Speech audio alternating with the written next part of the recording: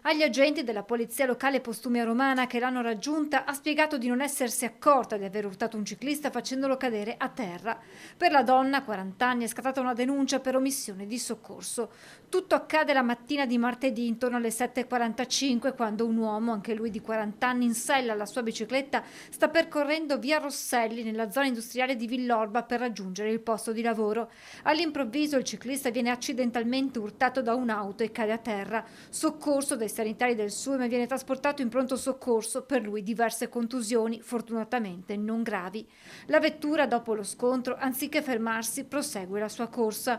Sul posto arrivano gli agenti della locale che iniziano le indagini che in poche ore permettono di risalire all'auto coinvolta nell'incidente e alla donna che sarebbe stata al volante e che ha dichiarato di non essersi resa conto dell'accaduto, mettendosi a piena disposizione dei vigili.